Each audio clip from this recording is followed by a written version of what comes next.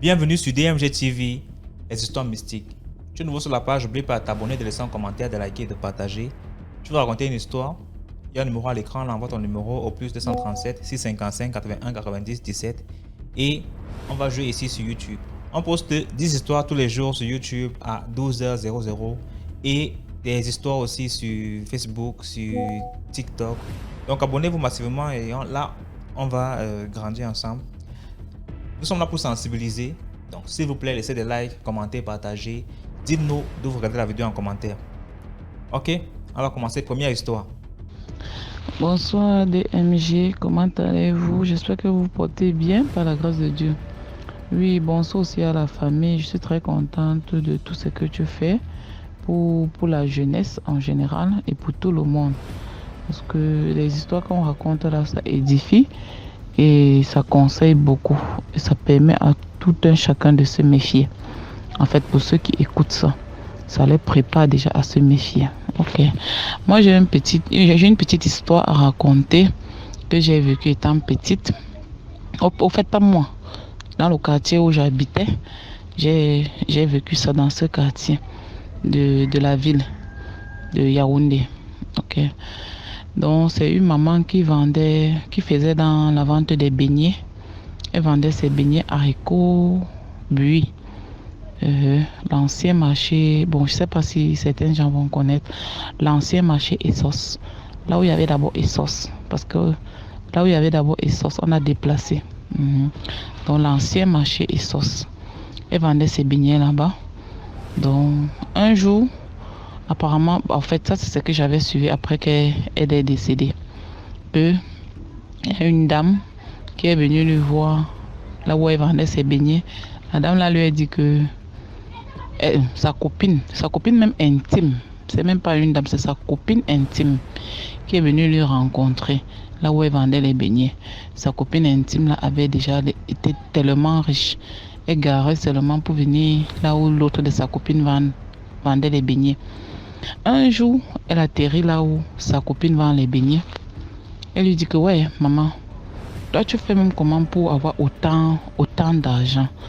Qu'est-ce que tu fais exactement pour avoir autant d'argent? Sa copine lui dit que ma chérie, je préfère toi qui vends les beignets là. Parce que si je te dis ce que je fais pour avoir mon argent, franchement, tu vas dire que non, bête, je cale sur mes beignets. C'est donc comme ça que elle lui dit que non. Celle qui vend les beignets persiste que non. Montre-moi. Tu crois que je suis trop fière de me brûler sur le feu comme ça là? Je ne suis pas trop fière. Je fais ça parce que je n'ai pas le choix. Hein? S'il y a possibilité, pardon, dis-moi ce que tu fais qui rapporte autant d'argent. Tu crois que les beignets, ça me rapporte même quoi? Je me brûle chaque jour au feu. Je rentre, je ne dors même pas. Dès que je rentre, il faut tremper le haricot. Il faut, ainsi de suite. C'est donc comme ça que sa copine lui a dit que non. C'est mieux que tu cales sur tes beignets. Tu n'es pas prête à supporter ce que moi je supporte souvent. Pourtant, moi, je viens ici là comme ça. Je t'envie même. Elle a toujours persisté. Sa copine dit que tu es sérieuse? Est-ce que tu es sérieuse? La dame qui vend les beignets dit que oui. Ma chérie, je suis sérieuse. On a grandi ensemble. Regarde ce que je suis devenue. Regarde ce que toi tu es devenue. Moi, je suis là, je vends les beignets. Toi, tu es là, tu roules dans les grosses voitures. Tu fais des grosses business. Pardon, montre-moi ton chemin. C'est donc comme ça que la dame me dit que tu es prête, tu es vraiment sérieuse. Elle dit oui. Que tu es prête, dit oui. C'est donc comme ça que la dame qui est véhiculée là, sa copine là, lui dit que ok, comme c'est comme ça, trouve un jour que tu ne vas pas vendre les beignets, que tu te reposes. Tu me fais signe. Je vais t'amener quelque part. Je vais te dire exactement ce que je fais pour avoir autant d'argent. C'est donc comme ça que la dame maintenant a trouvé un temps. C'était un jeudi. Apparemment, elle ne vendait pas les jeudis. C'est donc comme ça que ils sont partis. Elle a rencontré sa copine. Sa copine a dit que j'espère que tu es sérieuse et tu es vraiment engagée.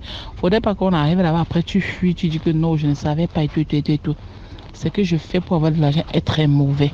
Si tu es prête, l'engagement dit toujours oui, je te dis que je suis prête et je ne suis pas trop fière de brûler mes mains au feu comme ça là. Ce n'est pas facile. Là où je suis là, je souffre. Je brûle même mes mains, je cherche l'argent, je ne vois même pas. Bon, c'est donc comme ça que sa copine a dit ok. Elle est montée dans la voiture de sa copine. Ils sont partis dans une brousse. Dans une brousse que je ne sais même pas. Ça, c'est ce que j'ai suivi. Parce que la dame est finalement morte. Et puis, elle a expliqué ça à sa grand-mère. Ils sont partis dans une brousse. C'est donc comme ça qu'arrivé dans la brousse là, la dame là, ils ont vu une vieille maison, un vieux chantier abandonné. Une maison même, mais pas de fenêtres, mais abandonnée. Bon, c'est donc comme ça que sa copine restait dans la voiture. Elle dit que tu vois la maison là, non? Va là-bas, là où il y a la maison là. Tu restes tranquille. La personne va venir te trouver. Elle dit que ne me pose pas de questions. Nous sommes déjà là. Tu as dit que tu pouvais. Elle dit qu'en tout cas ça va, il n'y a pas de problème, ma chérie. Elle part. Sa copine reste dans la voiture. Sa copine reste à attendre. Quand elle part, elle se place là-bas au salon de la vieille maison abandonnée là. Maman, elle reste là-bas. Un gros serpent sort dans la maison là. Avec une tête humaine et le corps serpent. La tête lui demande que le serpent lui demande que qu'est-ce que tu viens faire ici? Qui t'a amené ici? Qu'est-ce que tu veux? Tu cherches quoi ici? C'est donc comme ça que la dame lui dit que pardon, je suis venue avec ma copine telle. Elle donne le nom. Elle dit que oui, qu'est-ce que tu veux? Elle dit que pardon, je vais avoir beaucoup d'argent. Le serpent lui demande que tu es prête à accepter les conditions. Elle dit bien oui. Le serpent lui demande 3 fois, tu es prête à accepter les conditions? Elle dit oui. Elle dit que okay. Le serpent dit que ok, j'ai une blessure ici là derrière mon dos. Tu vas tout lécher la blessure là. Il dit bien tout. Jusqu'à la blessure est propre. Et tu avales. En léchant ça, tu avales. Comme je te dis là, tu avales. C'est donc comme ça que la dame a dit que il n'y a pas de problème. Maman, on dit que quand le serpent s'est tourné, ça, les blessures, la blessure, une grosse blessure avec les asticots baumaillés sur ça. MG, je ne te dis pas les asticots baumaillés. C'est donc comme ça que elle a léché. Les femmes ont le cœur, maman. Elle a léché. La blessure était clean. Le serpent a demandé que maman, je te vomis combien? Tu veux combien? C'est comme ça que le serpent s'est transformé encore à la tête du serpent même. Parce que c'était la tête d'un être humain. Le corps était serpent. Quand il fallait vomir l'argent, il s'est transformé maintenant en tête de serpent même. La dame dit que je veux 10 millions. Maman, le serpent a vomi 10 millions. Elle a ramassé. Elle a pris le sac banjo dans la voiture. Elle a pris le sac banjo dans la voiture. Elle a mis l'argent dedans. C'est donc comme ça qu'elle est retournée chez sa copine. Sa copine lui dit que tu as alors vu ce que je fais pour avoir de l'argent. Elle dit que maman, sa copine lui dit que la dame qui est partie lécher la blessure, dit maman, ce n'est pas facile. Oh. Maman, donc c'est comme ça qu'elle dit que j'ai les nausées. Et je me sens pas bien, j'ai les nausées, j'ai envie de vomir. Elle dit que sa copine lui dit que là où tu es là, tu dois fermer ta bouche. Si tu ouvres ta bouche, tu dis à 1 ou 2 personnes, à une personne seulement, sache que c'est ta vie qui est en danger. C'est donc comme ça que sa copine lui demande que et tape les mains, tosse Marco. Après dit que Marco, tu as demandé combien? C'est la dame qui vendait les billets lui dit que j'ai demandé 10 millions. Il a vomi 10 millions, il m'a donné. C'est donc comme ça que sa copine dit que quoi? Tu as demandé quoi? Donc, tu veux me suivre comme ça seulement pour 10 millions? Donc, tu crois que moi, qui est là comme ça là, je viens comme ça là, je laisse ce que j'ai laissé là. C'est pour 10 millions, ma chérie. Vraiment de Dieu, sa copine l'est larguée. Oh, donc tu meurs comme ça pour 10 millions. Tu n'as pas honte. Regarde-moi un imbécile comme ça là. Donc tu étais à 10 millions. Pour 10 millions, c'est quoi? Sa copine lui dit que 10 millions c'est quoi? Donc tu meurs comme ça là pour 10 millions. C'est même comment avec toi? Regarde-moi un imbécile comme ça là. Tu vas soigner, tu vas te traiter avec quoi? Tout ce que tu as léché là-bas, tu vas faire comment? Tu vas te traiter avec quoi? Quand ça se passe souvent comme ça, quand moi je lèche comme ça là, je pars en Europe, j'ai investi l'argent, mon père, on enlève tout ça? Hein? Tu vas aller t'opérer avec quoi? Tu vas être riche avec quoi? Regarde-moi un imbécile. Et toujours l'esprit d'envier les gens. Voilà, ça t'a eu. Monte dans la voiture, pas te jeter là-bas chez toi. C'est comme ça que sa copine là lui dit, maman, elle était glacée. Glacée, TMG, glacée. C'est donc comme ça que sa copine lui dit ça maintenant. Sa copine lui porte dans sa voiture. Maman, elle était désespérée. Elle dit que je vais alors faire comment? Elle dit que tu vas alors faire comment? Hein? Pardon, monte dans ta voiture, pas te jeter là-bas chez toi. Ne me pas entendre mon nom. Hein? Maman, sa copine lui dit que tu ne pouvais pas demander qu'il te vomit un argent incontable, qu'il te verse un argent qu'on ne peut même plus compter. Tu peux demander 10 millions, c'est quoi? C'est-à-dire que sa copine, elle sèche. Maman, oh, c'est donc comme ça qu'elle est montée dans la voiture. Sa copine allait lui jeter là-bas chez elle. Parce que sa copine savait qu'elle va mourir. Parce que, apparemment, quand sa copine lèche comme ça, là, sa copine part en Europe. On le paie, on retire tout ça. Maintenant, le reste d'argent, elle s'enrichit avec, selon ce qu'elles expliquaient.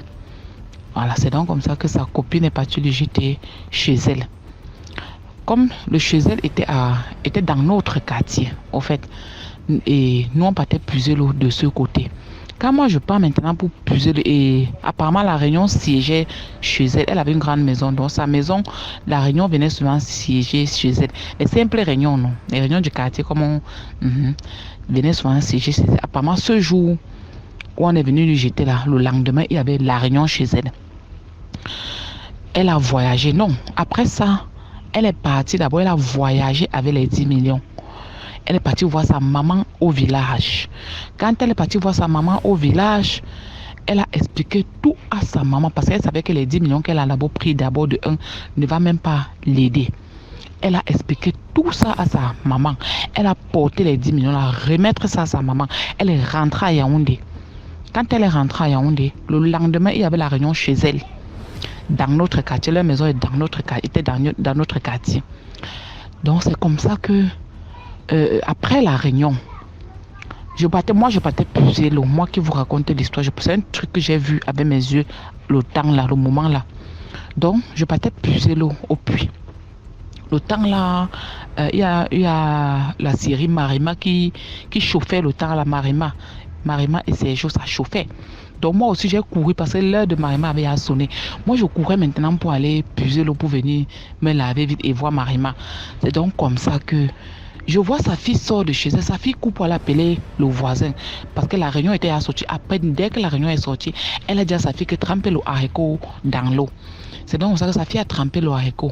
Dès que la réunion part, elle se couche sur le canapé. Comme elle s'est assise pour la réunion, elle ne s'est plus levée. Je vois sa fille, quand elle part plusieurs l'eau, je vois sa fille elle peut appeler le voisin. Elle dit que c'est quoi?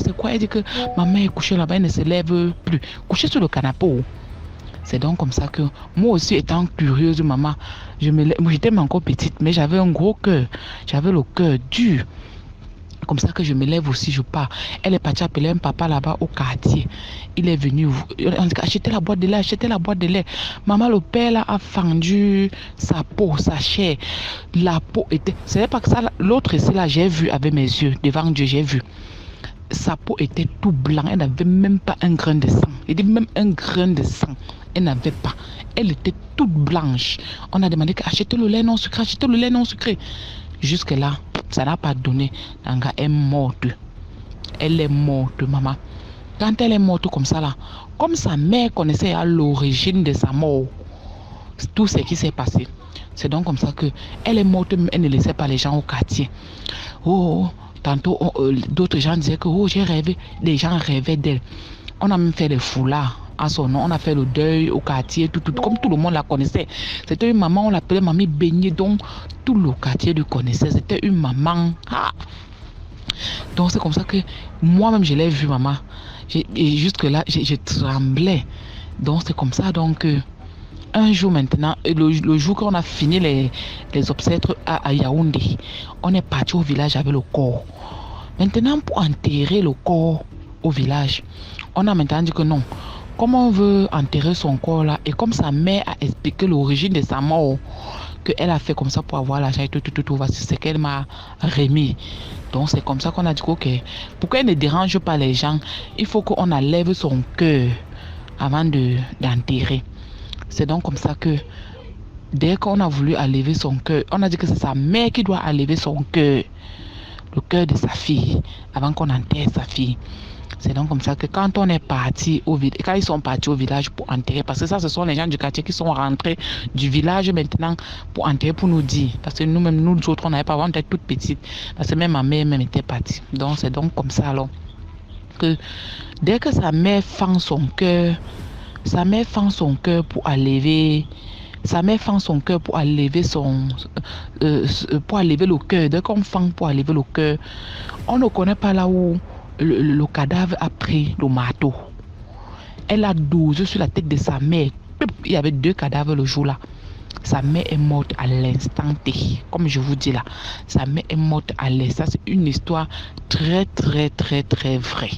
Je vous dis très, très, très, très vraie. Que je connais ses enfants jusqu'à aujourd'hui. Je connais là où ses enfants vendent. Quand je regarde souvent ses enfants, je ne sais pas. La terre est très, très dangereuse. Donc, j'ai tenu à raconter cette histoire parce que j'ai tellement... Il est bien vrai, je raconte souvent ça à mes alentours parce que c'est un truc que j'ai vécu étant dans notre quartier, étant petit. Donc, je raconte souvent ça aux gens. Donc, quand j'ai suivi votre émission, je suis souvent vos émissions. Bon, j'ai décidé aussi de raconter aussi ça, si ça peut édifier certaines personnes. L'esprit d'envier là, s'il vous plaît, l'odeur est gâté. Le dehors est mauvais. Pour celui qui n'a pas encore compris ça, franchement, même à travers cette émission, s'il vous plaît, comprenez ça comme ça. Merci beaucoup. Merci beaucoup pour l'histoire. On passe à la deuxième histoire, mais avant, laissez ce que vous pensez en commentaire. Ceux qui ont vécu l'histoire, laissez en commentaire.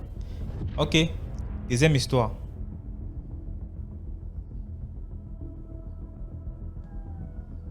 Bonjour DMG. Moi c'est un habitant de Douala. Je viens par ici vous raconter une histoire que j'ai vécue. Je me rappelle, c'était en 2007. Il y avait une femme mariée au quartier. Cette femme mariée ne manquait de rien. Son mari devait travailler dans une microfinance, je crois bien. Alors là, le monsieur est allé au travail et a laissé sa dame à la maison et leurs 3 enfants. La dame a donc calculé 9 heures pour aller au marché. En fait, elle a traîné à la maison et est allée au marché à 9 heures. À 9 heures, pendant qu'elle allait au marché, et devant elle se trouvait sa voisine. Pendant qu'elle voulait rattraper sa voisine, un monsieur Lacoste, un monsieur en gandoura. Lacoste lui dit: bonjour madame, vous êtes vraiment jolie. La dame sourit et il dit à la dame: est-ce que je peux vous appeler? La dame lui dit: non, je n'ai pas de téléphone. Pendant que la femme voulait rattraper sa voisine, il lui dit: mais attendez, si vous n'avez pas de téléphone, ce n'est pas un problème. Ils étaient presque sur la route du marché et il y avait des comptoirs où on vendait les téléphones portables. Le monsieur en gandoura dit à la dame de choisir, prendre un téléphone de son choix. Il va payer sur place. La dame a été très émue, très attirée et a dit: cet homme, aujourd'hui sûrement j'ai gagné le jackpot.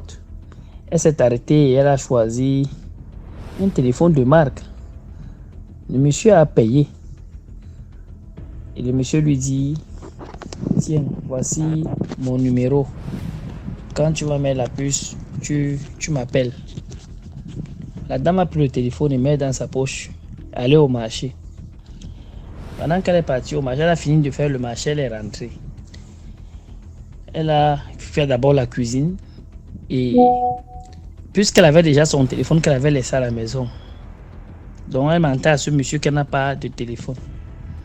Elle a laissé le téléphone dans la maison. Arrivée à la maison, elle enlève sa puce dans son téléphone que le mari lui avait offert.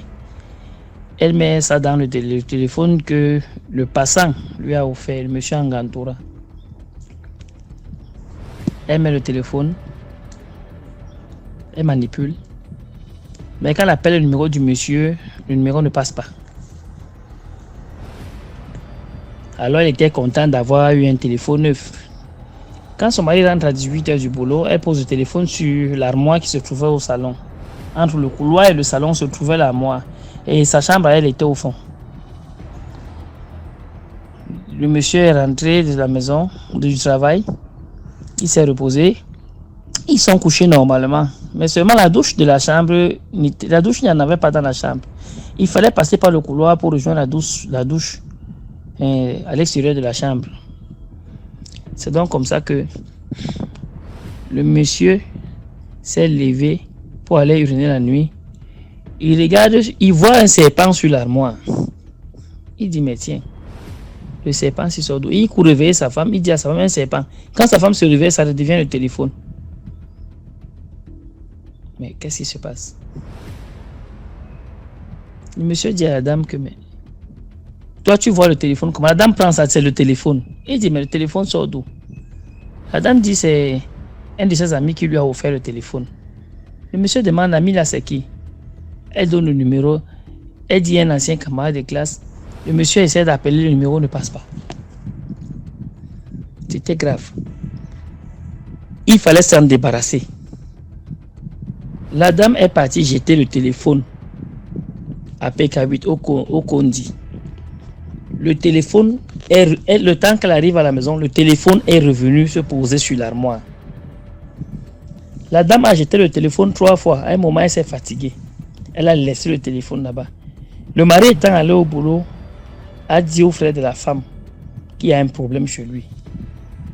La dame est tombée malade sur place. Les boutons ont commencé à sortir sur elle, sur tout son corps, comme le lézard.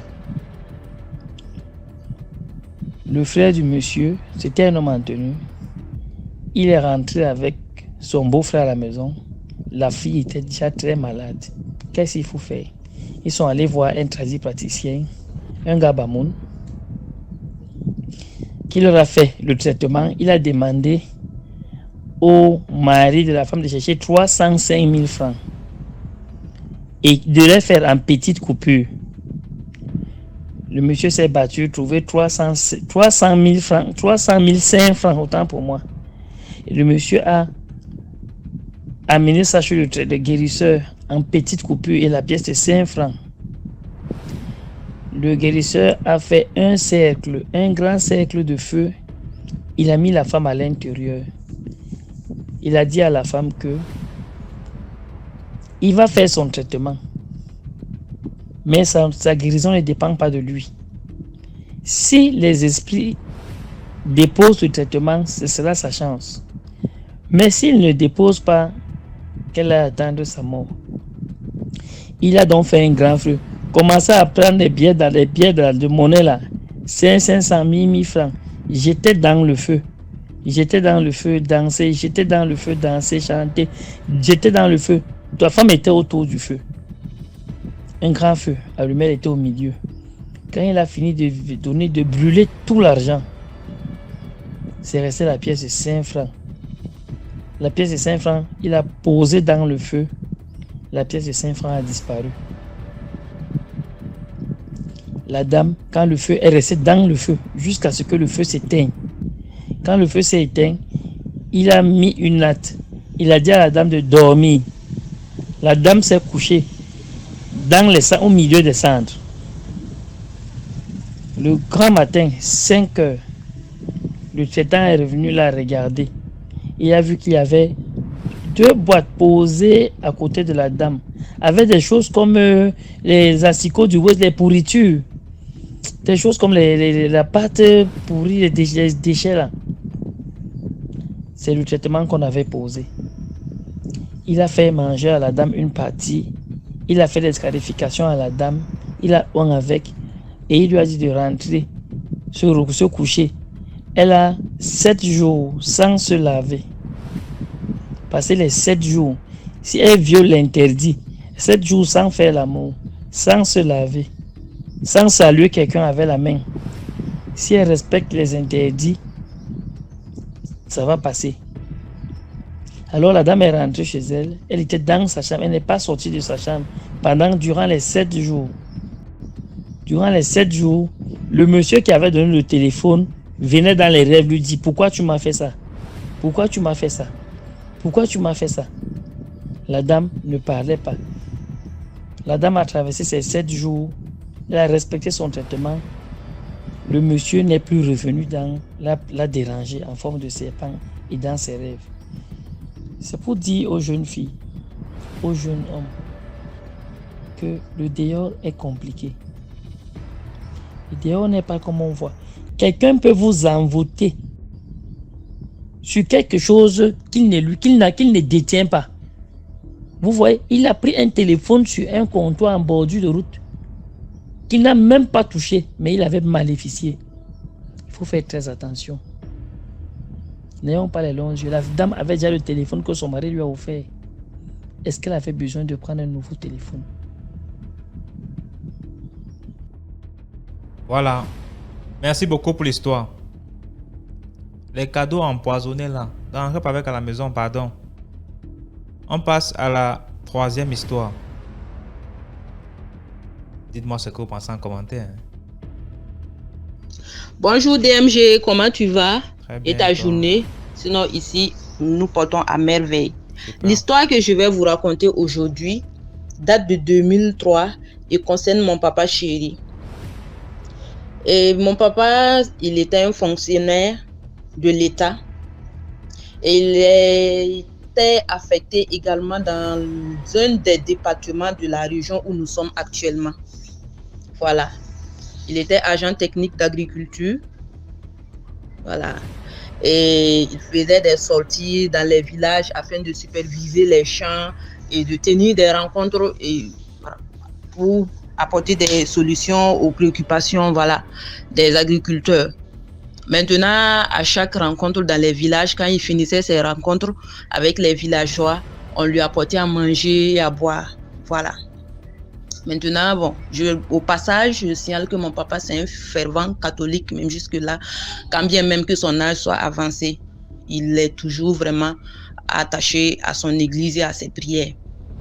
Voilà. C'était quelqu'un de très simple et il était aimé vraiment de son entourage. Voilà. Donc, comme ça, un jour, lorsqu'il se rendit dans un village, à la fin de la rencontre, on lui a apporté la nourriture.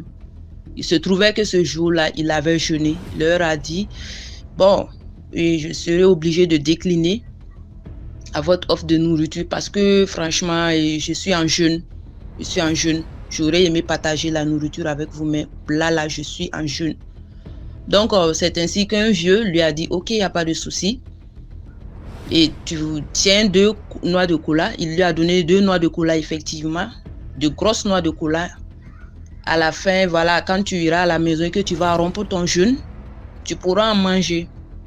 Voilà. Et c'est là, le vieux a pris et puis il a remercié affectueusement et il a empoché les noix de cola. Maintenant, arrivé à la maison, il a carrément oublié, il a fait des jours. Il s'en souvenait même plus qu'il avait empoché de la cola.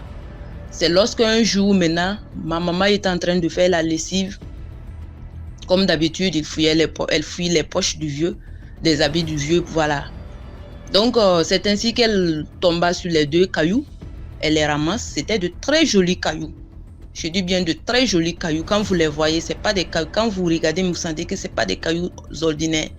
Parce que ce sont des cailloux tellement lisses et voilà, très jolis à voir. Donc, et c'était de très gros cailloux aussi. Quand je dis gros cailloux, c'est pas de, voilà, de toute façon, c'est à comparer à la taille de la noix de cola. Voilà. Maintenant, elle vient demander au vieux, mais c'est quoi ces cailloux qui sont dans ta poche?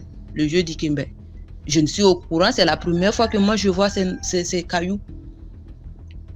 Et maintenant, et c'est là, il s'assoit, quand la vieille se retourne maintenant pour faire sa lessive, c'est là qu'il s'assoit et il se souvient qu'on lui avait donné 2 noix de cola.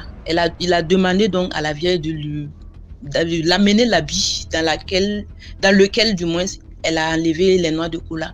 Et c'est là, quand la vieille a porté la chemise, il dit waouh, ces 2 cailloux que tu vois, ces 2 colas que l'on m'a donné dans tel village lorsque je suis allée tenir une rencontre. Ce jour-là, j'étais en jeûne, voilà pourquoi et je n'ai pas manger, voilà, ils m'ont donné la cola alors de venir rompre mon jeûne avec, et j'avais complètement oublié. Alors c'est ainsi que le vieux va prendre les noix de cola, il a prié dessus. Bon, ce sont les cailloux du moins, voilà. Il a prié dessus et il en a amené à l'église le matin, bonheur à la prière. Et il en a montré au prêtre. Ils ont prié également et il a repris ces 2 cailloux amenés à la maison. Les cailloux étaient là, nous on voyait ça jusqu'à ce qu'on grandisse. Mais bon, au fil du temps, actuellement, je ne sais pas comment les cailloux ont disparu de la maison. Sûrement que quelqu'un les a ramassés. Voilà. Sinon, il avait soigneusement mis ça dans une boîte qu'il avait déposée. Et quand nous, voilà, on a grandi, on a vu ça, beaucoup aussi ont vu ça, même des petits-fils. Voilà. Ce que moi, je peux dire aux gens, ce qui a sauvé mon papa est certainement sa foi. C'est la prière. C'est la prière. Voilà. Ce qui veut dire que non, c'est si réellement il n'était pas en jeûne, il allait manger la cola. Et s'il mangeait, c'est pas sûr, c'est à l'heure là, on était en train de le conjuguer au passé. Voilà, ce que moi je peux conseiller à mes frères et sœurs, c'est de toujours garder la foi et de prier, parce que le monde de dehors est mauvais. Tous ceux qui rient avec vous ne sont pas certainement vos amis. Voilà.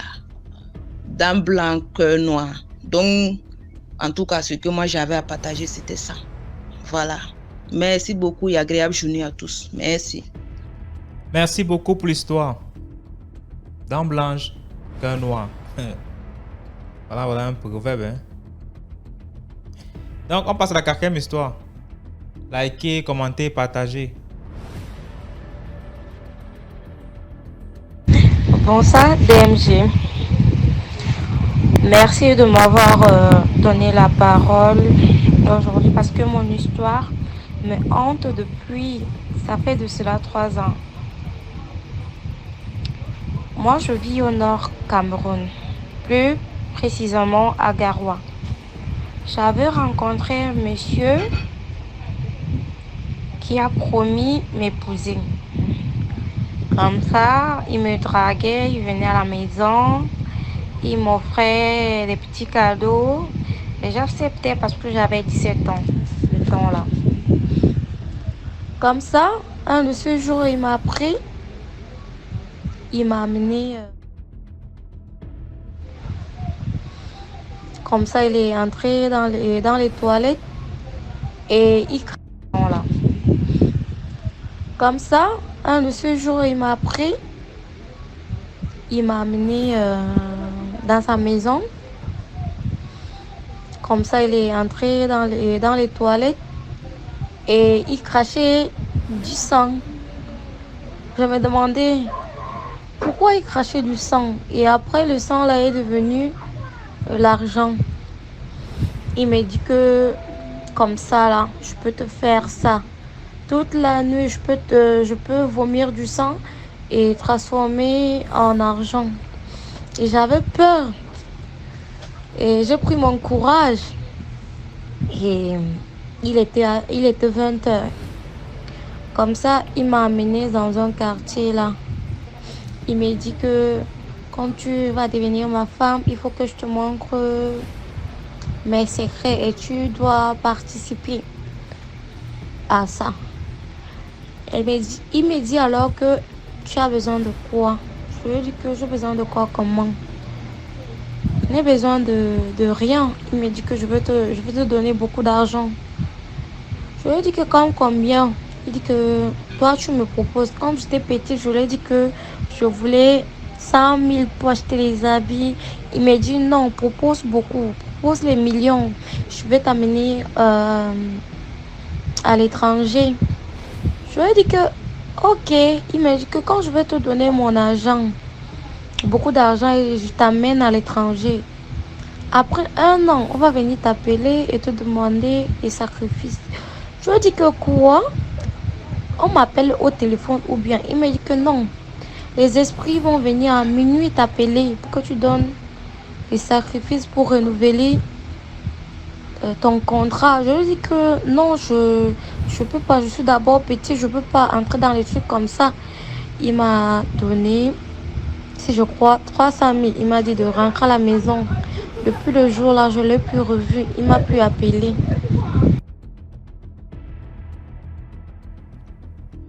Voilà. Merci beaucoup pour l'histoire. Dites ce que vous pensez en commentaire. Parce que pour moi, c'est RAS. On passe à la 5e histoire rapidement. Avant de dormir. Merci. Bonsoir mon frère DMG. J'ai une histoire à vous raconter. Et l'histoire là s'est passée quand j'étais encore étudiant, juste au niveau de l'école de poste. En fait, je vivais dans une chambre d'étudiants, une chambre moderne d'étudiants.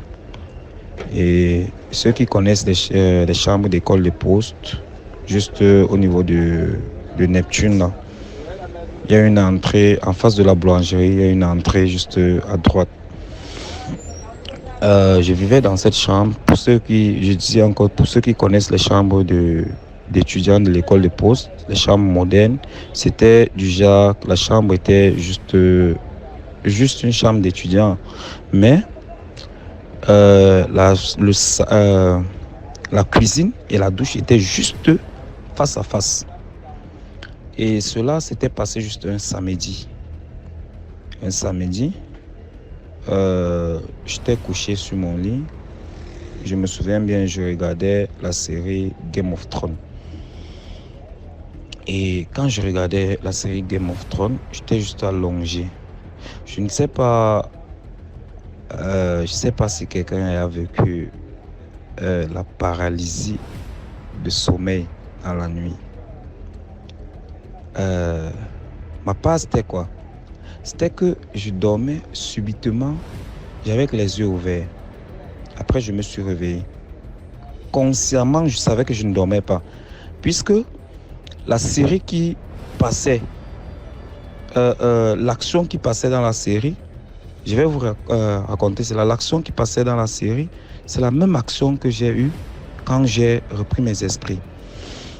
Au fait, je dormais. Subitement, j'étais paralysé. Et il y a, je peux dire, ou c'est un esprit, ou c'est un fantôme, je ne sais pas.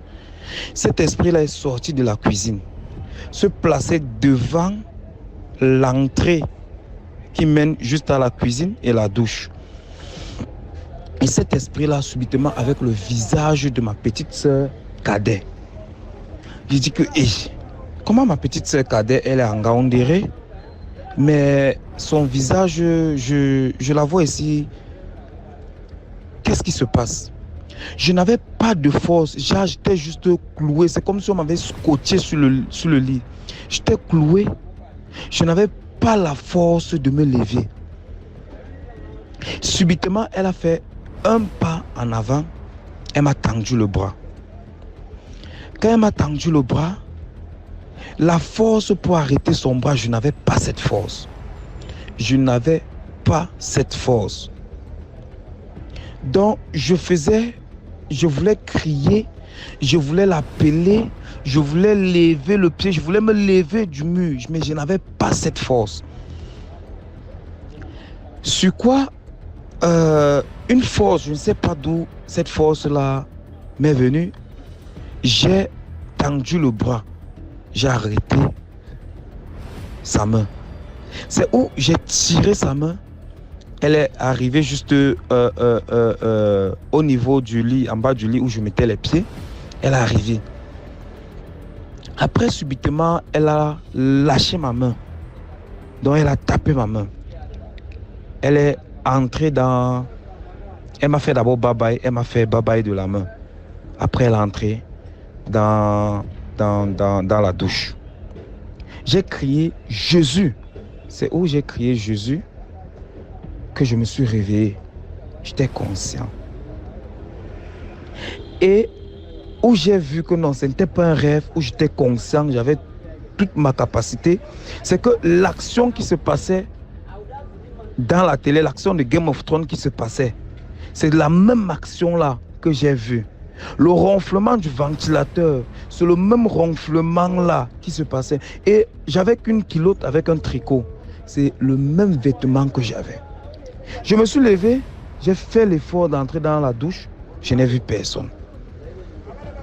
Mon frère, c'est où non? Aïe, aïe, aïe, je me rappelle bien, il était 3 heures. C'est où? J'ai commencé à trembler, j'étais glacé, vraiment glacé. J'ai ouvert la porte, bap. Je ne sais même pas si j'avais fermé la porte ou pas. Je suis allé chez mon ami, j'ai toqué. Je me suis endormi chez lui. Le lendemain, j'avais peur même de dire ça à ma mère. Et comme j'ai grandi dans une famille chrétienne, pour ceux qui connaissent les protestants, le papa est ancien d'église et la maman est diaconesse.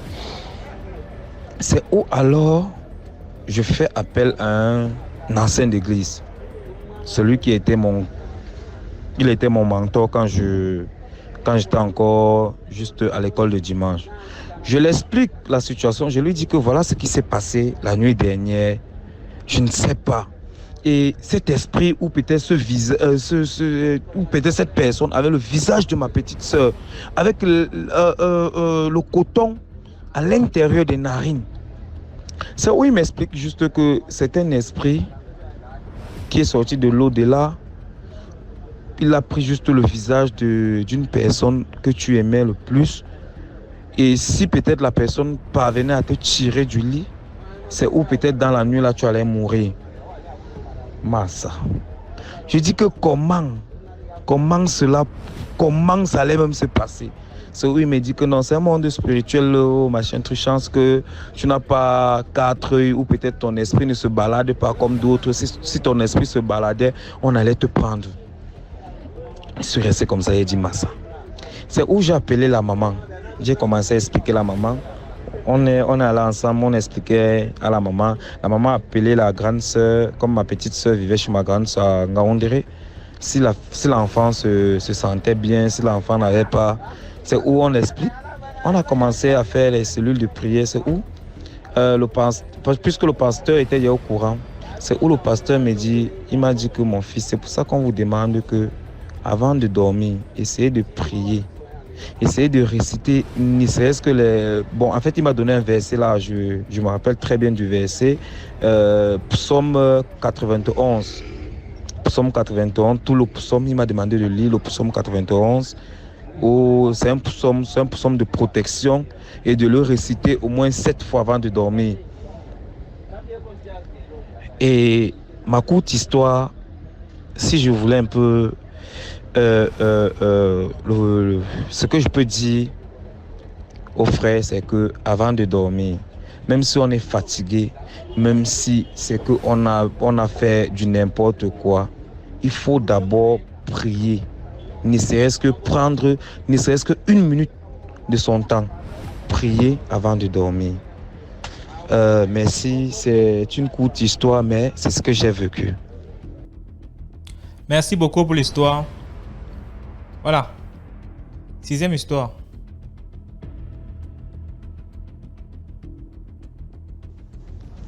Bonjour. Voilà, je vais raconter mon histoire. Ce que j'ai vécu au village, au Bénin, dans mon village natal. Voilà, c'était une fois, je partais regarder la télé avec mes 2 frères, mon grand frère avec mon petit frère. Je partais regarder la télé chez un oncle. Bon, arrivé là-bas, on a fini de regarder tard dans la nuit, environ de 22h, parce que dans le village, c'était mon oncle, c'est moi qui avait télé. Donc, on a fini de regarder, on partait à la maison. Il faisait tard, vers environ de 22h comme ça. Donc, on partait à la maison. Et mon petit frère, lui, il avait peur. Lui, il était derrière, il avait peur. On était 3. Donc, moi, j'étais au milieu, mon grand frère était devant.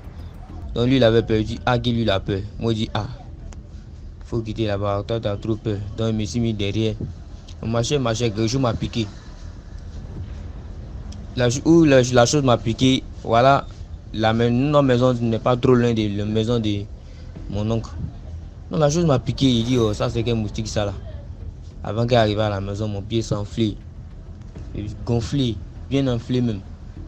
Je ne pouvais même pas marcher. Ça me faisait mal. Mon père m'a demandé, c'est qui t'a joué ballon? J'ai dit non. T'as fait par là, j'ai dit non. Mais à quoi, pourquoi ton pied enflé? On est resté là, puis en train de s'enfler. Et là, environ de 1 heure, 2 heures comme ça, je ne dormais pas.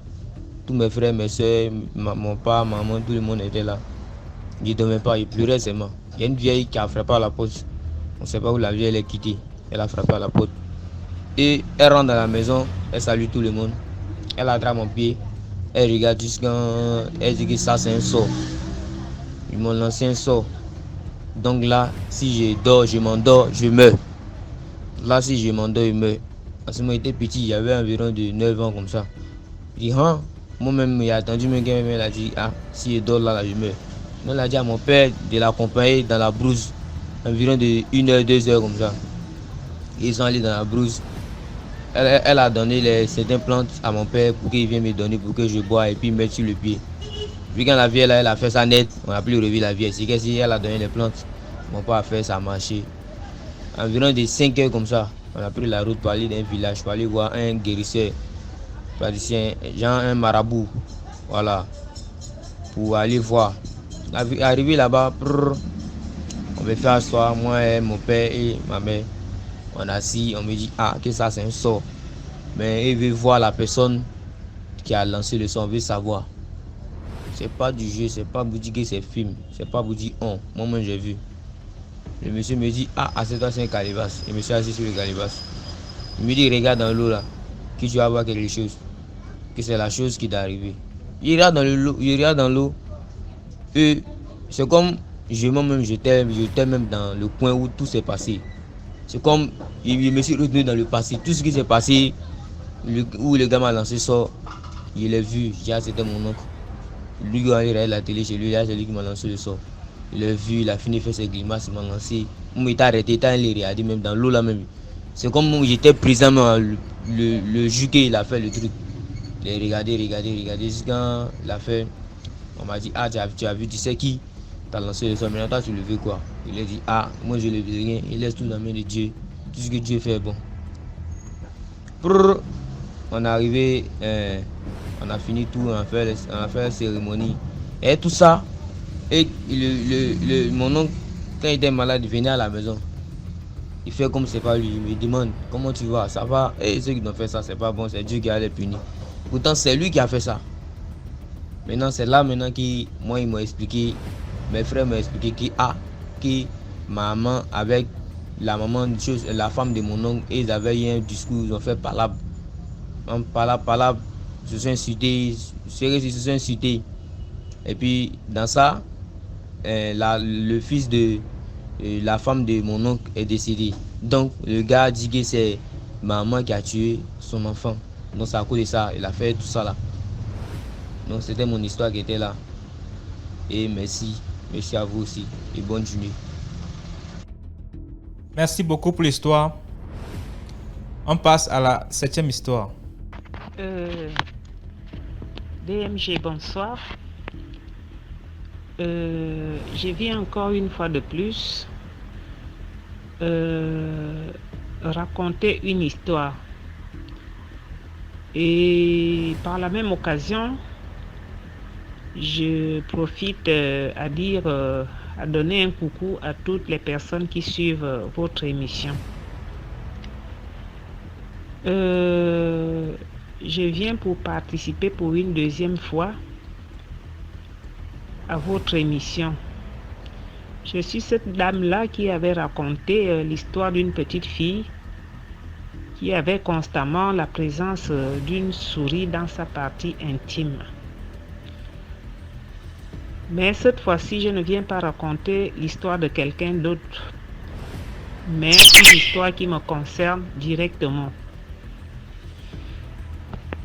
Nous sommes en 2007. Je suis avec une amie. On prend la décision, vu le chômage qui était vraiment en plein en nous. On vivait vraiment une situation vraiment très précaire. C'est comme ça que mon amie vient, elle me trouve. On était constamment ensemble, on se parlait de tout et de rien. Mais elle était déjà à un niveau un peu plus avancé, à un niveau spirituel un peu plus avancé que moi. C'est comme ça, au cours d'une de nos conversations, elle me fait savoir que je connais une fille à l'église qui a témoigné, elle est rentrée dans un jeûne, voilà, patati patata, et sa situation a été exaucée. Donc Dieu l'a exaucée. Elle me dit, il y a plein de témoignages comme ça, donc quand tu rentres dans le jeûne, tu fais ce que le pasteur te demande de faire. Après un moment donné, ta situation est réglée. J'ai dit, ah bon? Elle me dit, oui, ok. C'est comme ça qu'elle me dit, je vais aller me renseigner chez le pasteur et comme ça, je viendrai te dire, on va rentrer dans le jeûne. J'ai dit, d'accord. Elle est partie, je pense que, bon, on se retrouvait de temps en temps, mais une semaine après, elle est venue me trouver. Elle me dit, il faut qu'on rentre dans le jeûne pour demander à Dieu de nous donner du travail. J'ai dit, mais c'est une bonne chose. Vu la situation auquel nous sommes confrontés, ça signifie que lorsque nous sortons du jeûne, on aura automatiquement du travail. Elle me dit, il n'y a pas de problème. C'est comme ça qu'on fait. Chacune de nous, on fait 9 copies de dossier. Et on rentre dans le jeûne avec. En fait, j'ai été orientée par elle puisqu'elle était à un niveau spirituel un peu plus élevé que moi. Moi, j'étais vraiment ce qu'on appelle bébé spirituel. C'est comme ça qu'on se lance dans un jeûne de 3 jours. Et il était question qu'au sortir de là, on devait prendre ces dossiers-là et aller les déposer dans des différentes entreprises. 3 jours après, on s'est levé, on s'est lavé et on a pris la décision d'aller en ville. On prend le taxi pour la ville, c'est comme ça, on arrive au centre-ville. Centre-ville, en fait, en passant, je note que je suis gabonaise. Je suis gabonaise et je réside à Libreville, ça veut dire la capitale du Gabon. Pour ceux qui connaissent le Gabon, on arrive au niveau de la SCG, on commence à regarder comment est-ce qu'on peut faire pour commencer à déposer certains dossiers. On est entré à la SCG, on a déposé, on est allé à l'hôpital général, on a déposé, on est descendu pour aller vers la BICIG, après le commissariat central. On dépasse le commissariat central, lorsqu'on arrive à la ruelle qui mène à la BICIG, UGB et tout. Il y a plein de sociétés par là, de petites sociétés et tout. C'est comme ça que devant nous, on aperçoit une dame qui allait devant nous. Une dame de courte taille, vraiment très courte. Et à noter qu'elle était bossue. Elle avait une bosse derrière elle. Donc elle allait devant nous, nous on était derrière. C'est comme ça qu'à un moment, lorsque je lève les yeux, je vois qu'au niveau de sa bosse, je vois quelque chose comme si c'était un vieil homme qui était assis sur sa bosse. Ça fait comme un flash, le temps que je réfléchis pour dire que qu'est-ce que je suis en train de voir? Est-ce une hallucination ou une réalité? Ma copine également me fait signe. La femme avançait devant nous sans pourtant regarder derrière. Donc ma copine me fait également signe. Donc elle aussi, elle avait vu la même chose. Donc on s'arrête un moment. Et une fois qu'on s'est arrêté, la dame s'est retournée pour nous dire, pourquoi vous me regardez? Ma copine et moi on se regarde, on dit, on vous regarde. Il y a quoi? Est-ce qu'on a un problème? Il dit non, vous m'aviez vu. Je sais que vous m'aviez vu. Donc vous allez voir ça tout de suite. La dame s'est déchaînée de là où elle était. Elle est venue, elle m'a tiré le haut, le chemisier que j'avais. Elle a commencé à me balancer puisque moi déjà je ne voulais pas être froissée et du coup j'évitais à ce qu'elle me balance n'importe comment de peur de ne pas perdre le lot de dossiers que j'avais en main. C'est comme ça que ma copine aussi se fâche. comme elle était un peu plus forte de gabarit et tout, elle se jette aussi sur la femme. La femme dit, comment ça? La femme a commencé à se battre contre nous deux. On essaye de se défendre, pas moyen. C'est comme si elle avait une autre force, une force surnaturelle. Bon, pour dire vrai, on a été copieusement bastonné par cette femme-là. Une femme de petite taille, de très petite taille. Au point où le sang est même sorti. Des gens sont venus par-ci par-là pour assister à ça, mais la femme se déchaînait toujours pour dire « je finis avec vous ». Comment? Comme le commissariat n'était pas loin de nous, les policiers sont venus, on nous a pris nous tous, on est partis au commissariat. Arrivé au commissariat, la femme dit « les deux m'ont vu ». Les policiers lui posent la question de savoir comment elles t'ont vu. Effectivement, je suis là, il y a un enquêteur qui disait, je suis là et je suis en train de vous voir. La femme jure que vous ne me voyez pas, mais les deux m'ont vu. Elles savent de quoi je parle. On a essayé de vouloir nous défendre. La femme était toujours campée dans sa situation, dans sa position. C'est ainsi que les policiers ont dit à la femme, nous croyons... Bon, en fait, l'enquêteur a dit à la femme, je crois que vous avez un autre problème avec vous, les dames là. Donc, dans ce cas, nous allons devoir vous relâcher, mais nous ne voulons pas que vous continuez à faire des problèmes. Si ça continue, la personne qui sera la première à porter main sur l'autre sera enfermée. C'est comme ça qu'on nous a relâchés. Et du coup, on est reparti sur les lieux où il y a eu la bagarre pour ramasser les pièces, comment on appelle, les documents qui s'étaient envolés partout, un peu partout dans la ville. Mais sérieusement, on avait eu mal. Maintenant, qu'est-ce qui se passe? On va s'asseoir dans un coin, on se dit, tiens, effectivement, cette femme-là, j'ai vu quelque chose, j'ai dit ça à ma copine, j'ai vu quelque chose, ça frappait comme un flash. Et j'ai vu un vieillard assis sur sa bosse. Mon ami aussi me dit pareillement que c'est la même chose que j'ai vu. C'est comme ça qu'on a déduit que ça doit être un esprit. Donc, pendant qu'on parlait, pendant qu'on était en train de parler, c'est là où je peux dire que l'idée m'est venue que non, on a mal fait, on a fait un jeûne. On a fait un jeûne où on n'a pas eu un conducteur spirituel. Parce que la leçon que j'ai tirée de ça, c'est quoi? Dans ces affaires de spiritualité, surtout pour les gens qui font des jeûnes n'importe comment, nous devons faire très attention. Parce que le jeûne, c'est quoi? Lorsque nous rentrons dans le jeûne, il y a certaines entités qui se lèvent. Ça veut dire des entités qui agissent négativement dans nos vies et d'autres positivement dans nos vies.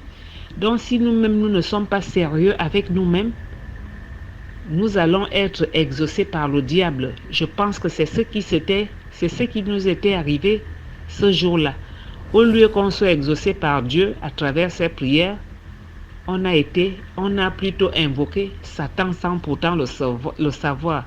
D'où lorsque nous sommes partis en ville, on a croisé une telle situation.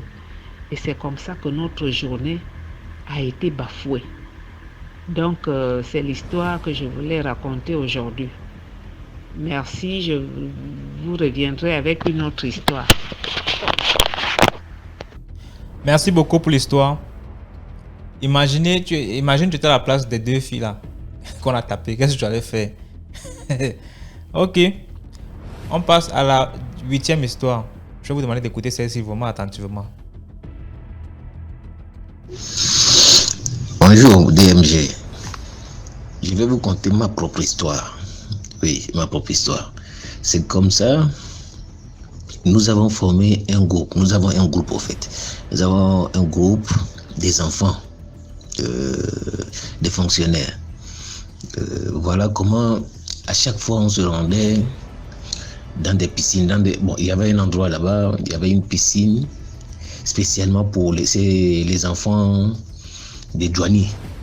Ouais, les enfants, les femmes, et en tout cas, tous les enfants des douaniers.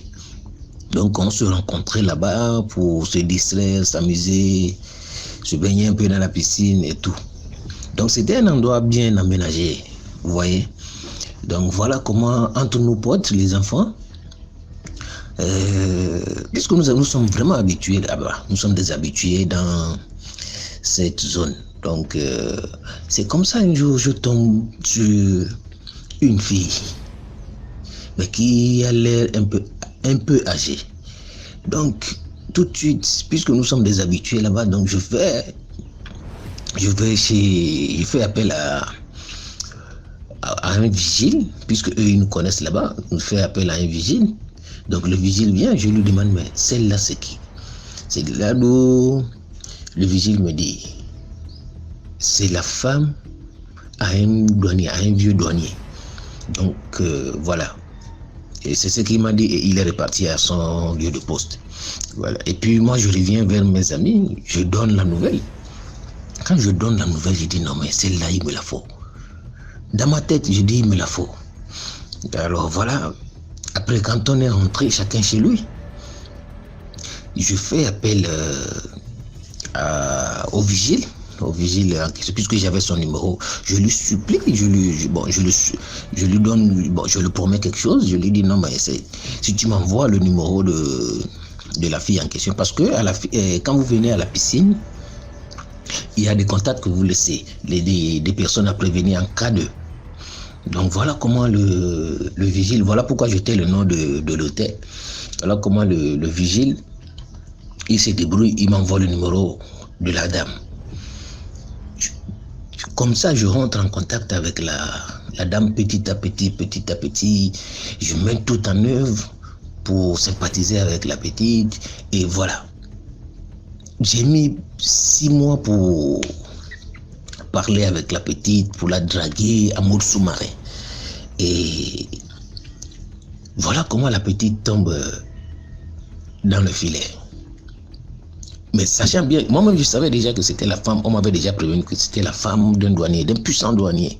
Puisque moi-même mon père, tous ceux qui fréquentent ce lieu ont un lien avec les douaniers. Voilà. Donc, la fille me dit, c'est elle maintenant qui me dit, son mari, parce qu'elle avait un seul enfant avec le douanier, parce que le douanier a au moins trois femmes, je crois, oui.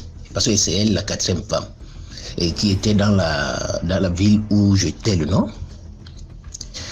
Voilà, elle me dit, son mari, il est tellement dangereux, au fait, en un mot, dangereux.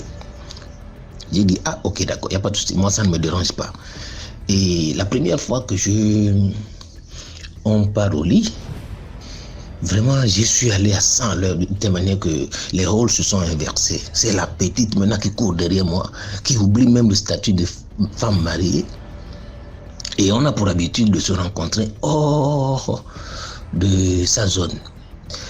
Elle prend sa voiture, et moi aussi je prends ma voiture, et on se retrouvait quelque part, et garer sa voiture dans un lavage ou quelque part, et elle montait avec moi. Voilà. Donc, c'est comme ça, ça a mis du temps. Et tout ça là, ça se passait dans la ville de... c'était au Bénin, dans la ville de... j'étais le nom. Voilà comment, de fil de bouche à oreille, le mari, le vieux douanier, est au courant de notre super chérie. Je vous promets que la semaine qui a suivi, c'est moi d'abord, j'ai commencé à me sentir mal. Tout le bas de mes pieds me faisait mal à un degré où je ne pouvais même pas me lever. Et la semaine suivante également, c'était mes doigts qui ont pris le relais. Les pieds me faisaient mal et les doigts également. Tous mes doigts me faisaient mal. Je ne pouvais même pas toucher quelque chose, même le gobelet pour boire l'eau. En tout cas, je ne faisais rien. Ça me faisait tellement mal. Il y avait des brûlures à l'intérieur. Merde. C'est comme ça, ma maman, très vigilante, elle a senti déjà, puisque c'est une femme du Bénin, donc voilà, tout de suite, elle m'a approché, m'a demandé, mon fils, qu'est-ce qui se passe? J'ai dit non, il n'y a rien. Voilà, un jour comme ça, j'ai commencé à me sentir mal et tout. Elle me dit, non, petit, il y a quelque chose que tu ne me dis pas. Donc comme ça, tout de suite, elle fait appel à mon père, qui descend dardard à la maison. Donc, il y a une assise qui s'est faite. Mon papa fait appel à ses petits frères, à des gens qui sont venus de la famille, réunion de famille. Voilà comment on dit non, on fait venir un guérisseur depuis un village que je tais le nom. Le guérisseur dit non, le petit il a quelque chose à dire. Je fouille ma tête, j'ai dit non, il n'y a rien. Bon, comme ça, le féticheur, il a commencé à dire des trucs. Il m'a donné une petite potion à boire. Donc voilà comment je finis avec la potion. Je ne pouvais même pas tenir le gobelet. Et c'est ma maman qui m'a fait boire la potion. Je vous jure, DMG. 2 minutes après, je commence à dire la vérité. Que, oh, voilà, je sors avec une dame qui est mariée à un tel, mais je suis au courant dès le départ. Voilà comment on me porte. Allez, dans le village du vieux féticheur, j'étais fait peut-être une histoire de 1 an et demi chez le guérisseur. Donc comme ça, quand je vous signale déjà que c'était un village où quand tu arrives, tu oublies carrément que tu es un semeur de troubles.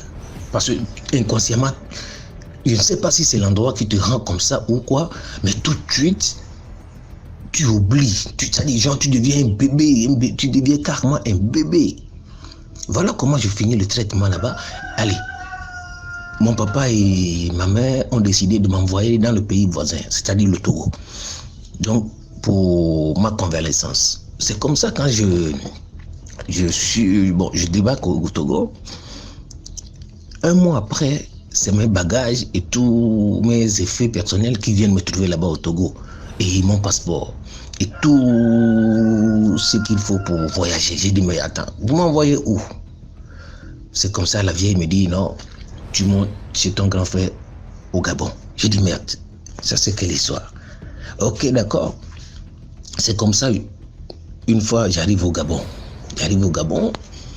Et je vais chez mon grand frère qui habite dans la zone de Calicat, en tout cas vers le bord de mer là-bas. Quand j'arrive, c'est la femme de mon grand frère qui s'occupe de moi. Puisqu'elle connaissait déjà qu'il y a un élément qui revient du... Bon, en tout cas, son beau-frère qui vient, mais il est très dangereux en matière de femmes. Voilà comment mon grand frère met tout en œuvre pour que la femme s'occupe de moi. Voilà, un jour, la dame, quand elle sort, après ma 2e semaine au Gabon, quand elle sort, elle me donne le volant. Elle me montre les endroits, Quand elle va chez ses copines, elle me montre les endroits, Donc comme ça. Donc, mon grand frère et sa femme avaient déjà fait un plan, comme quoi je ne devais pas avoir un seul instant pour moi, genre, être libre. Voilà comment, après mes 2 semaines au Gabon, on me trouve un boulot de chauffeur. Je dis, ah, ok, d'accord. Voilà comment d'abord je dépose son enfant à l'école, à un lycée français. Et elle s'est débrouillée aussi pour que je dépose les enfants de sa copine aussi à son école. Donc du coup, je n'avais pratiquement pas le temps pour moi.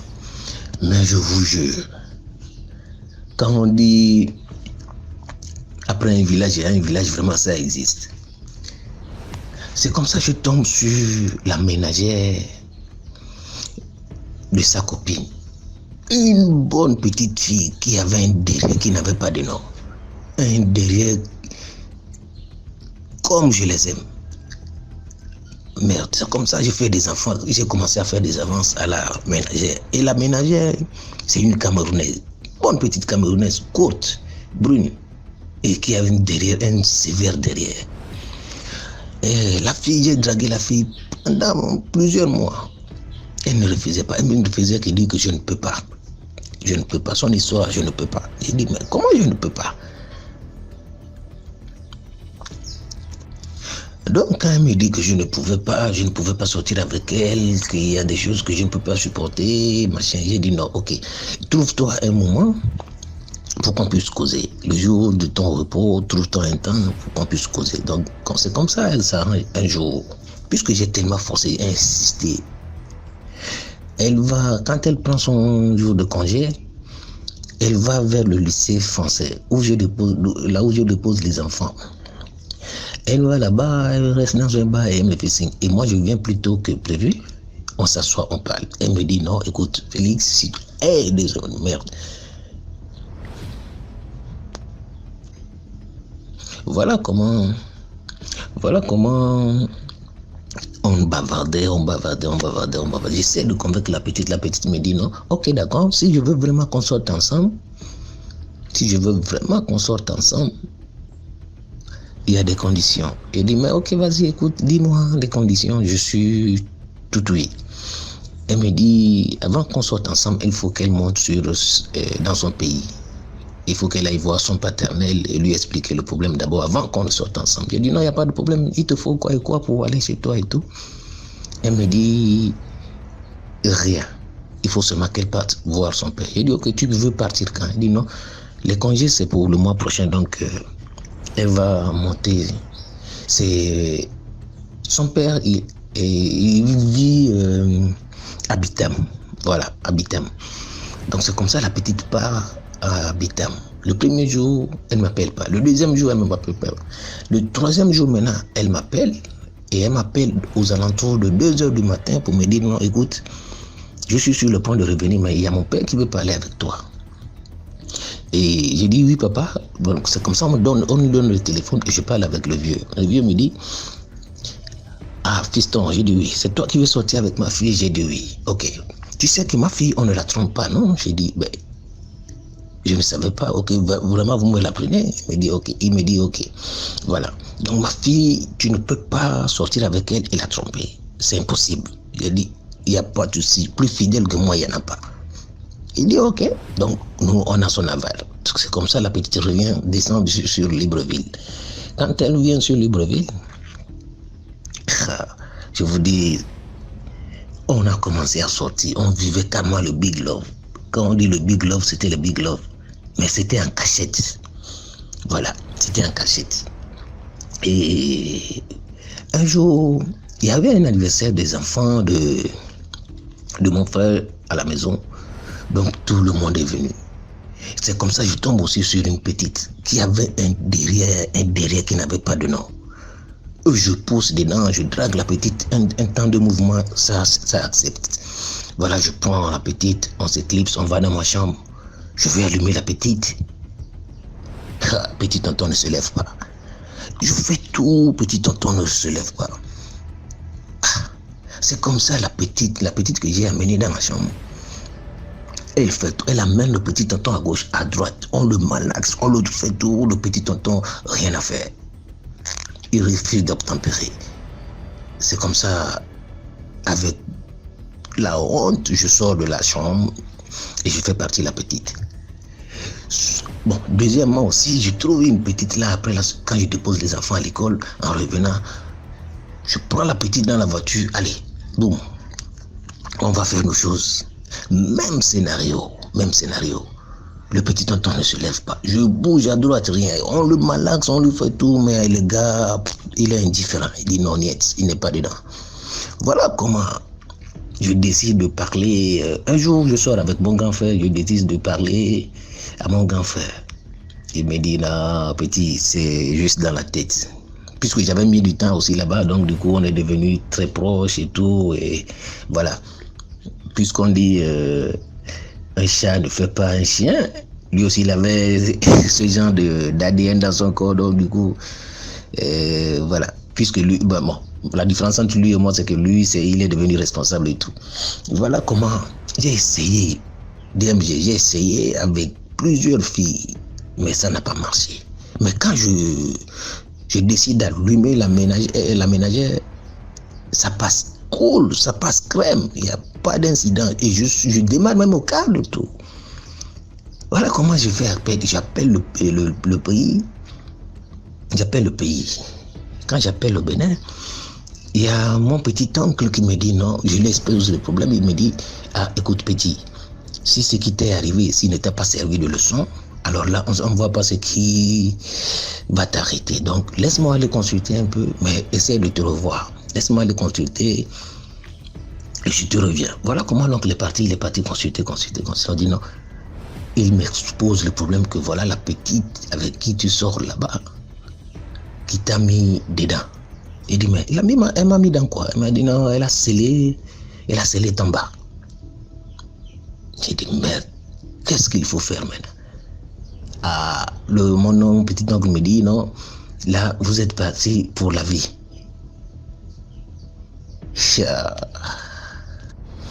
DMG, voilà comment je décide d'inventer une histoire que je ne me sens pas bien là-bas au Gabon. Je décide de mettre tout en jeu. Donc je rentre en contact avec ma maman également, donc qui est de mon côté et tout ça. Je lui explique tout, elle me met tout en œuvre pour que je revienne au Bénin.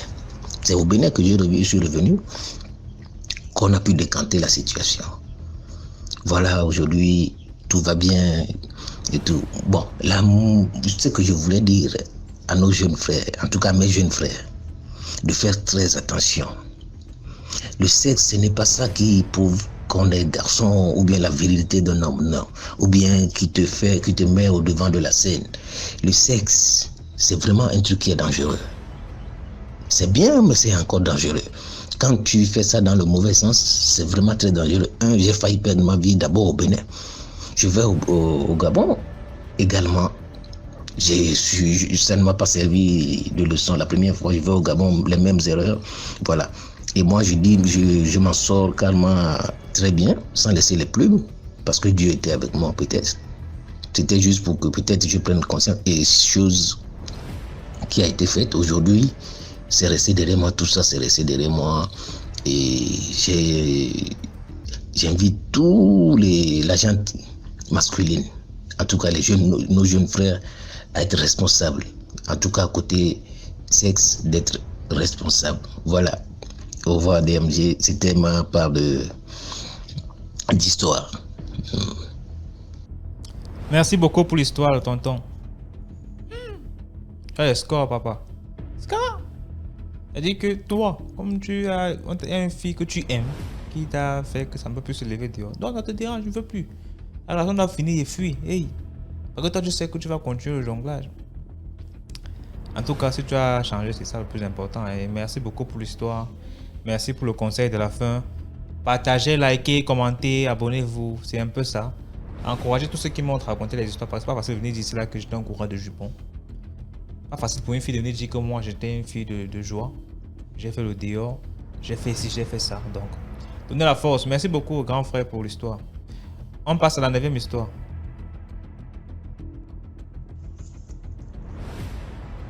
Bonjour monsieur. Bon, moi je vous suis beaucoup sur TikTok et regarde beaucoup vos vidéos. Et j'aimerais vous raconter un peu l'histoire qui m'est arrivée en 2014. Moi je suis en Côte d'Ivoire, précisément à Abidjan. Cette histoire s'est passée en 2014. À ce moment, je vivais à Yopougon avec maman et mon papa lui vivait à Koumassi avec sa femme. Puisqu'ils étaient séparés avec maman, donc il vivait à Koumassi avec sa femme. Et un jour, il appelle maman pour lui dire que sa femme l'a laissé, elle est partie, elle a ramassé tout ce qu'elle pouvait ramasser de la maison et elle est partie. Donc, comme maman et puis mon papa marquaient que les deux n'étaient plus ensemble, ils étaient restés très proches puisqu'ils se sont connus quand mon papa était en terminale. Ils ont grandi dans la même ville, dans le même quartier, tout ça. Donc, ils étaient devenus un peu comme des frères. Voilà, donc maman est partie rendre visite à mon papa et qu'elle arrivait, elle a trouvé qu'il avait maigri. En tout cas, quelqu'un qui était en forme, il était devenu petit. Donc, il lui a demandé, mais pourquoi tu as maigri, j'ai autant maigri, il y a quoi, ça cause des problèmes ou bien il y a quoi? Il dit non, qu'il est malade depuis un bon moment, mais quand il va à l'hôpital, il fait des examens, on ne trouve rien, que lui-même n'arrive pas à comprendre. Donc, il lui a dit, bon, allons à l'église, on va aller voir mon pasteur, on va prier. Mon papa n'était pas quelqu'un de croyant, il ne partait pas à l'église, il ne priait pas. Pour lui, toute cette affaire de religion, c'est un acte de pasteur. Donc, il ne partait pas à l'église et donc il a refusé. Donc, il a dit, bon, comme tu veux pas, il ne va pas te forcer. Bien sûr, moi, j'ai prié pour toi. Mais tu ne peux pas rester seul. Donc, appelle quelqu'un pour venir être avec toi. Et il a appelé sa petite soeur. Elle vivait à Bobo. Elle travaillait là-bas. Donc, elle a pris 2 semaines de congé. Elle est venue rester avec mon papa. Donc, maman s'est retournée à Yopougon. Et quand j'ai eu mes congés de Pâques, nous sommes allés rester un peu avec lui à Koumassi. Donc, c'est dans ça, on était là-bas, nous 4. Et un jour, maman et ma tante étaient en train de manger. C'était à midi, ou c'est vraiment de midi, je pense. Je ne me trompe pas. Elles étaient en train de manger, elles causaient, elles riaient. Et tout d'un coup, ma tante a commencé à pleurer. Elle pleurait, elle parlait plus, elle faisait que pleurer. Donc, maman lui a demandé, mais pourquoi tu pleures? Tati, qu'est-ce qu'il y a? Pourquoi tu pleures? Et ça, elle ne répondait pas, elle disait rien. Maman essayait de la calmer, de la consoler. Elle disait, c'est à cause de la maladie de ton frère que tu pleures, il faut te calmer, il va guérir, tout ça, il faut te calmer, il faut te taire. On trouvait ça la cause de la maladie, il faut que ma tante ne parlait pas. Elle ne répondait pas. En fait, elle regardait dans le vide. Elle était comme, je ne sais pas quoi. Elle n'arrivait même plus à parler. Elle faisait que pleurer. Elle a commencé à voir Loki. Loki a commencé à voir Loki. Maman lui donnait l'eau, elle ne buvait pas, elle ne réagissait pas.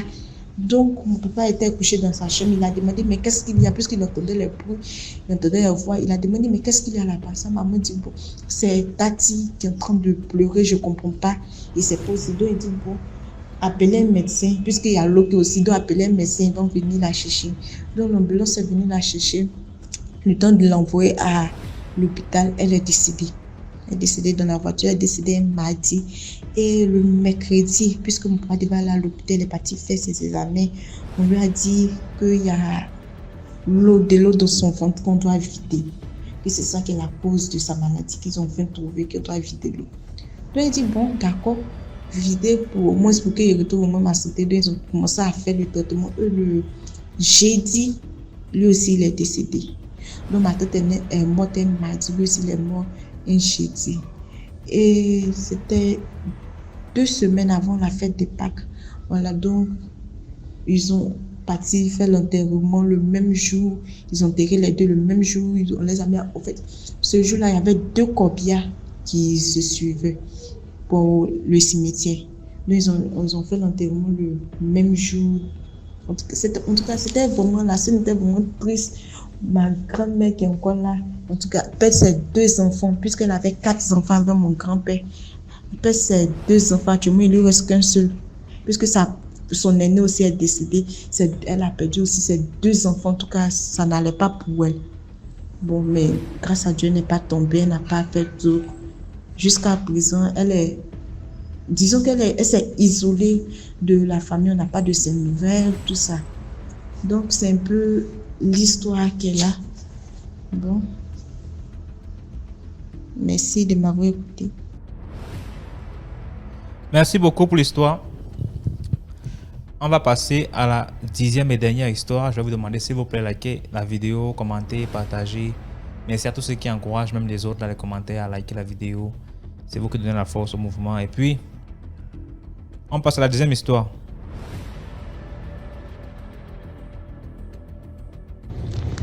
Bonjour DMG. Donc, je voulais vous raconter ma petite histoire mystique.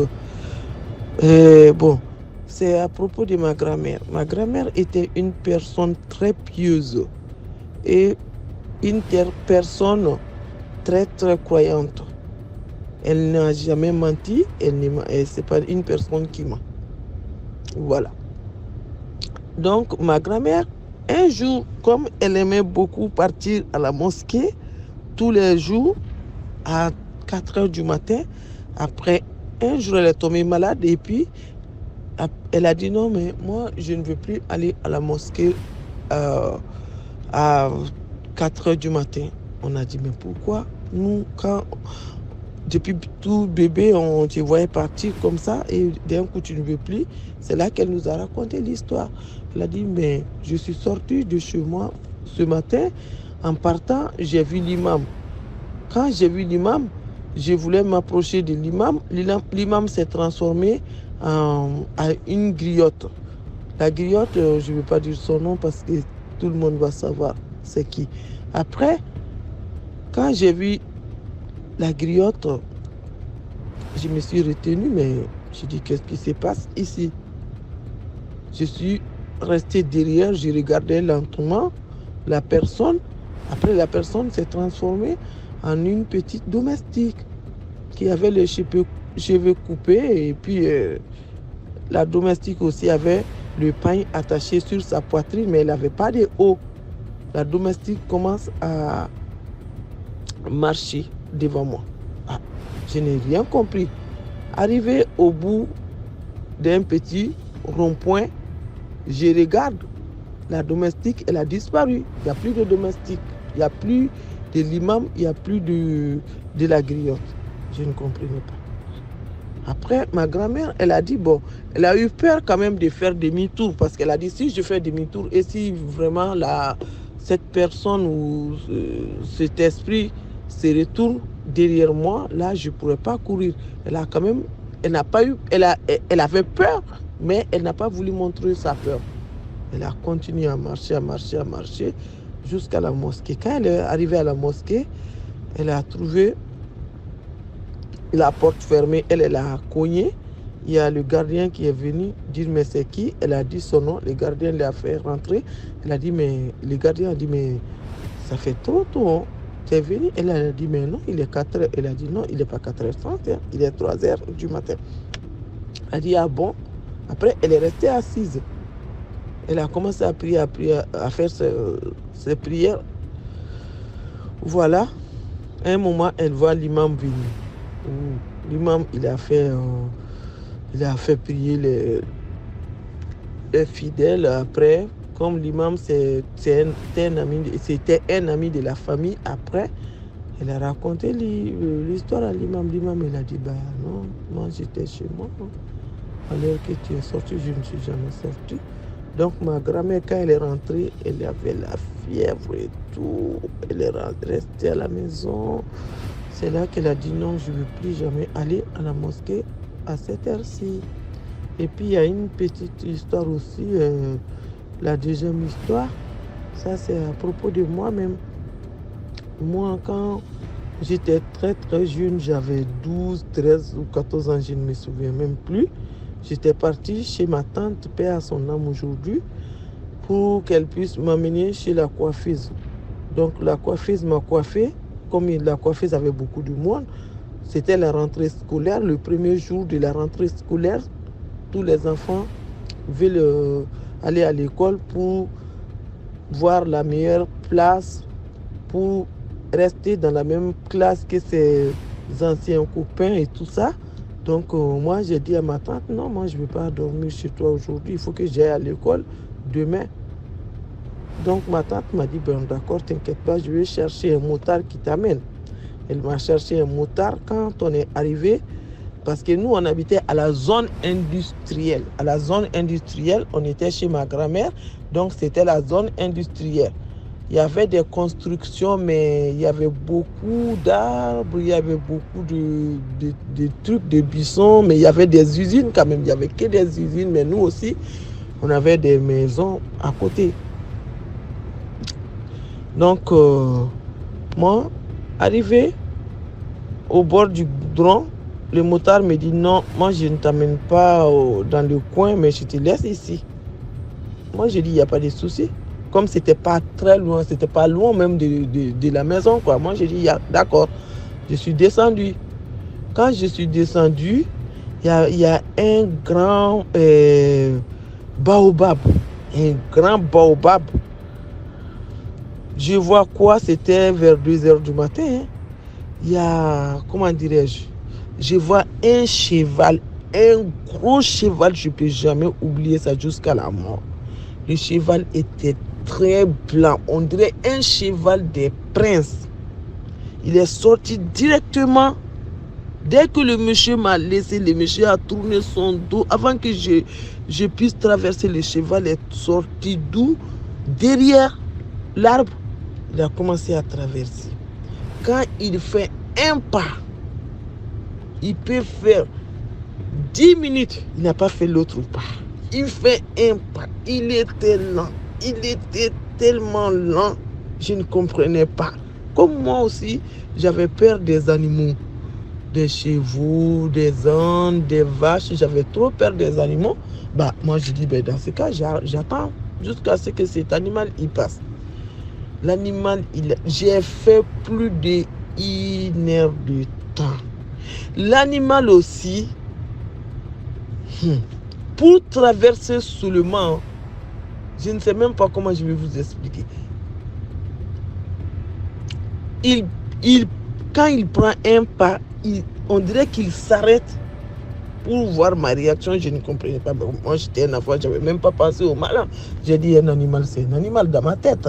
Après, quand même, quand il est passé, moi, je suis passé. J'ai couru, je suis parti chez moi. Bon, après, le lendemain, on a fait la rentrée scolaire. Tout le monde était très bien habillé avec des nouveaux sacs à dos et tout ça. On est parti. Quand on est parti à l'école, quand on est revenu, sa façon, sa démarche, c'est ça qui est resté dans ma tête. Je ne comprenais pas comment un animal peut faire un pas. Il ne bouge pas. Il va faire un autre pas. Il n'est pas venu m'agresser. Hein. Il n'a rien fait de tout cela. Après, j'ai expliqué ça à ma mère. Ma mère et mes tantes, tout le monde, on était tous assis. Moi, j'ai expliqué. Mais ma mère, elle a crié. Elle a dit, mais c'est pas possible. Tu allais te faire tuer. C'est ce cheval qui a tué. Il y avait une dame. Donc, je ne veux pas aussi dire son nom parce que je ne sais pas si sa famille vous écoute. Ils vont connaître son nom. Et puis, sans leur autorisation, je n'aime pas. Donc, la dame là, elle est morte. La dame paraît-il qu'elle aussi, en partant à la mosquée, elle a vu, là où je suis descendu, elle a vu le même cheval là-bas. Elle a vu ce cheval. Ils ont dit que c'est un cheval qui a donné les coups de pied à la dame et qui lui a frappé avec ses sabots. C'est là qu'elle est morte. Elle n'est pas morte, mais elle a parlé avant de mourir. Après, quand les gens sont venus le matin, ils ont trouvé qu'elle était tombée. Ils l'ont ramassée, ils ont emmené chez elle. Quand elle est rentrée chez elle, on lui a demandé qu'est-ce qui se passe, Après, c'est elle-même qui a expliqué que c'est un cheval blanc que j'ai vu.